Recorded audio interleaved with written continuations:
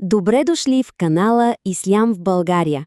Ако ви харесва видеото, моля да се абонирате и да натиснете лайк бутона. Благодаря! Преди звездите да бъдат окачени в небето, преди ангелите да бъдат създадени, дори преди самото време да започне своя тих, неумолим ход, е имало нещо написано.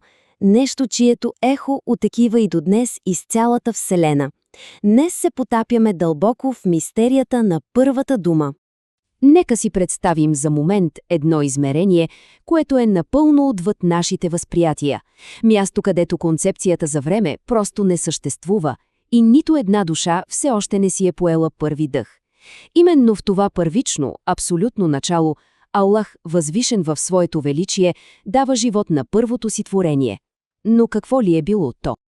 Според автентични предания, първото нещо, което се е появило, не е било ангел, нито звезда, а перото. Сега, не си представяйте обикновено перо с мастило. Тук говорим за едно величествено, космическо творение, създадено с една единствена, но абсолютно монументална цел – да бъде инструмент на божествената воля. Само си представете този диалог, който се разиграва в зората на всичко. Пиши, била заповедта. И в този момент съдбата се задвижва. Всичко, което някога е предстояло да бъде, всяка съдба, всяка душа, всяка изречена дума, всеки шепот, всичко било записано. Нито един лист не би паднал от дърво, без това вече да е било вписано в този първичен божествен регистър. В хадис от Сахих Муслим се казва нещо наистина изумително. Аллах е предопределил мерките на цялото творение 50 000 години преди изобщо да създаде небесата и земята. 50 000 години. Това е времева скала, която нашият ум трудно може да обхване. Но тук има и уловка. Всъщност, времето, както ние го познаваме, все още не е съществувало. И на това празно платно на съществуването, какво е било първото нещо, което е било написано? И ето тук се крие голямата мистерия на нашето днешно пътуване. Какво е било толкова фундаментално, толкова важно, че да бъде първото нещо, което перото е записало завинаги? Дали е било името на Аллах, може би съдбата на света, или пък една единствена дума, предназначена да пътува през вековете и да достигне до човешката душа? А сега нека направим един огромен скок през епохите. От това невидимо, предвечно царство се пренасяме към прашната тишина на една пещера. Пещерата Хира, кацнала високо над долината на Мека. Точно тук космосът ще срещне човешкото съзнание в един от най-важните моменти в цялата човешка история. Този огромен времеви скок всъщност е мост, който свързва космическото начало с земното откровение. Това, което е било написано преди съществуването на времето, това, което е било съхранено в божествения регистър, сега ще бъде изречено на глас. Ехото на онази първа заповед е на път да достигне до човешките уши. И в един миг всичко се променя. Могъщо, неземно присъствие изпълва пещерата. Ангелът Джибрил се явява на Мухамед и изрича само една дума. Не поздрав, не име, а заповед. Заповед, която оттеква и до днес. Икра. Чети, рецитирай. Това, приятели, е първата голяма следа в нашата мистерия. И ето го отново. Перото. Най-първото творение се споменава в най-първото откровение. Само се замислите за момент върху това. Това не е просто някакво поетично съвпадение. Това е божествен дизайн, който директно свързва началото на сътворението с началото на откровението. Връзката е очевидна. Добре, за да разберем всичко това напълно, трябва отново да разширим мащаба.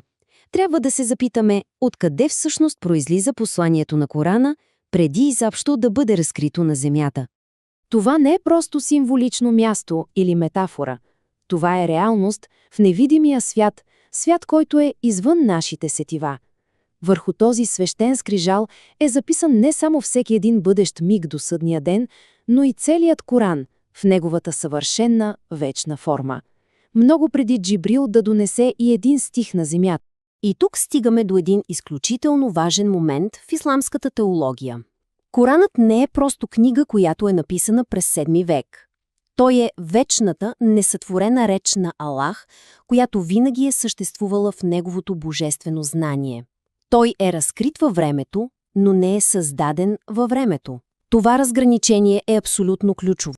Тази позиция се поддържа от най-великите учени в ислямската история. Защо?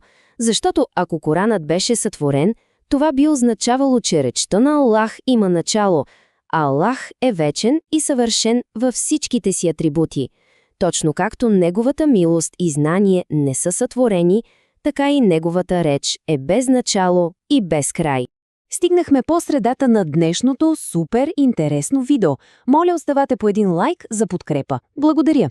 А сега, нека продължим да разплитаме тази мистерия, защото става още по-дълбока и по-лична. Сега ще преместим фокуса си от космическото и историческото към нещо дълбоко лично. Към едно събитие, което всяка една човешка душа е преживяла, дори и съзнателно да не го помням. В сура Ал-Араф Аллах ни разкрива за един момент, случил се много преди времето, такова каквото го познаваме. Момент, в който всяка една душа, всяка личност, която някога е живяла, живее или ще живее, всяка една от тях е преживяла нещо наистина изключително. Всяка душа, без изключение, е засвидетелствала господството на Аллах. Бала шахидна, да, ние засвидетелствахме. Този завет, този обет, все още е запечатан дълбоко във всяко човешко същество. Представете си го като забравена мелодия, погребана под шума и разсейванията на този свят, но тя все още е там и чака да бъде припомнена. И ето защо, когато човек слуша Корана, усещането е много повече от просто приемане на информация. Усеща се като разпознаване, сякаш нещо древно и познато вътре в нас се пробужда. Коранът не е чуждо послание за душата. Той е напомняне. Той е ехо, което ни връща към онази първа, най-чиста истина, която някога сме познавали.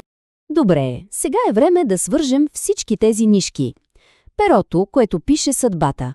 Откровението, което заповядва да четем. И заветът, който всяка душа помни в своята същност.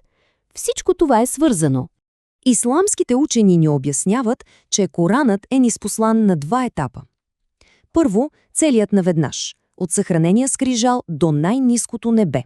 И чак оттам, постепенно, стих по стих, в продължение на 23 години на пророка. Какво ни показва това? Че Коранът е бил вече завършен и съвършен, преди дори да докосне земята. И така, какво означава всичко това, събрано заедно?